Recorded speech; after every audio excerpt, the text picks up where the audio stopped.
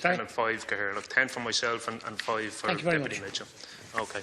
Thanks, Cahirlock. And just to thank the Minister for his report there. And just at the outset, can I just say I'm surprised that Fianna Fáil standing up here and speaking outside both sides of their mouths. They failed to mention that they obviously were in government and implemented a lot of the cuts that the deputy speaks of. Of course, they cut the rent supplement when they were in power, and they also initiated the cuts to the under-20s and social welfare. Could I ask you to address the issue? Can I ask you to address the issue, please? Thank you. But it's surprising that there is no increase in funding for social protection. One would think we lived in some sort of utopia with no serious social or economic difficulties facing massive sectors of Irish society. The programme for government acknowledges that Irish people have worked hard for the economic progress we now have. The government continue to pat Irish people on the back for the sacrifices they have made and continue to make to achieve this economic success. Sacrifice success suggests people had a choice. People make sacrifices for something better, to achieve something they can benefit from. What have people gained from the sacrifices they have made? More money, stability and recovery. Fine Gael, Labour and Fianna Fáil before them chose who to target in their austerity agenda: lone parents, carers, children, those with disabilities, young people and indeed the elderly. While the government can talk about GDP growth and being the fastest growing economy in Europe, we are also a country with 1.3 million people experiencing deprivation, thanks to Fianna Fáil and Fine Gael. Deputy. According to CSO figures, 750,000 people living in poverty, and in research carried out by mandate. Sorry, Cahirlock, without the interruptions from Willie O'Day. Obviously, I've touched the raw nerve with Deputy O'Day. I think it's important that Fianna Fáil. Deputy Brady, can I interrupt you for a moment, Deputy Brady? I don't think you should tell anybody sitting in the chair how to do their job. I do it. Okay. I've asked Deputy O'Day not to interrupt you. Please continue. Thank you. Thank you. And in research carried out by mandate, 1 in 10 people are experiencing food poverty. That's nearly 500,000 citizens. We have a crisis in housing, in healthcare and indeed in education. We have families struggling to feed their children and heat their homes. Poverty is arising among children and pensioners, as well as among people with disabilities and indeed with carers. Lone parents are amongst the most vulnerable and impoverished in the country, with 63% of one-parent family households experiencing enforced deprivation. Homelessness is a greater threat than ever before. At any one time, 2/3 of families in emergency accommodation are lone parent families. The rationale put forward for the cuts to the lone parent allowance was to incentivise lone parents to seek more hours at work. But in the absence of affordable childcare and legislation enabling workers to seek more hours, these cuts are an attack on the living standards of lone parents. We are still waiting on the Scandinavian childcare model, constantly referred to by Joan Burton. Maybe, Minister, you might be able to give us an update on that childcare.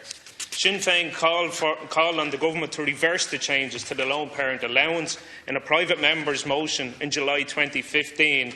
On the eve of the change, and the Labour Party refused to back down.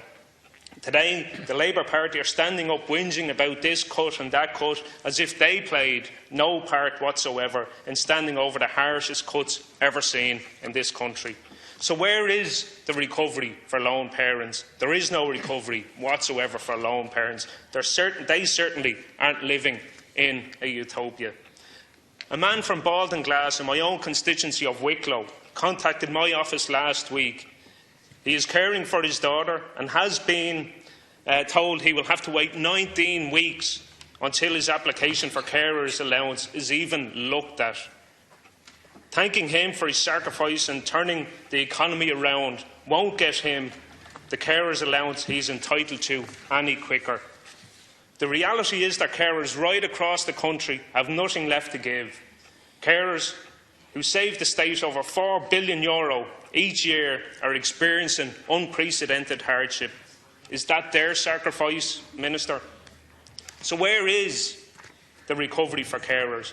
There is no recovery whatsoever for carers either, and indeed they don't live in the Minister's utopia. Last year, the CSO reported that there are 755,570 people living in poverty here in Ireland. This is a rise of 55,000 people since your party, Minister, Fine Gael and Labour came into office in 2011. Over 230,000 of these are children. And what is the government doing about this? Even your own targets, Minister, to reduce child poverty had to be revised from taking 70,000 children out of poverty to 97,000 by the year 2020. How can any government stand idly by when children are going hungry in 2016? And this has not happened by accident. It is the result of several successive regressive budgets started off by Fianna Fáil. It has been caused by the government's own policies, yet the government continue to sit on their hands on this issue, while the likes of St Vincent de Paul are the ones left to spend €7 million every year providing people who are the most needy in this state. We see thousands queuing for food parcels at Dublin's Capuchin Day Centre. In Cork, the penny dinners are feeding 1,400 people per week, up 55% in a year. Children should never pay the price, and they should never suffer the severe deprivation they are suffering today, thanks to your government's policies and the austerity agenda. So where is the recovery for children? There simply is no recovery whatsoever for children. Last week gave a real opportunity for Fine Gael and Fianna Fáil to make some effort in tackling the housing crisis through Sinn Féin's bill on rent certainty, something Fianna Fáil had part of a policy document they produced only last year. Last year you had this as a policy.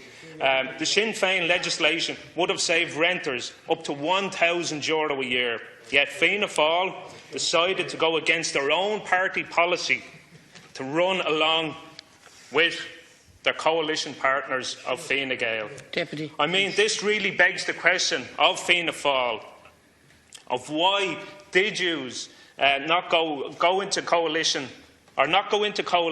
with Fine Gael in the first place if they are going to copy everything they do during this term.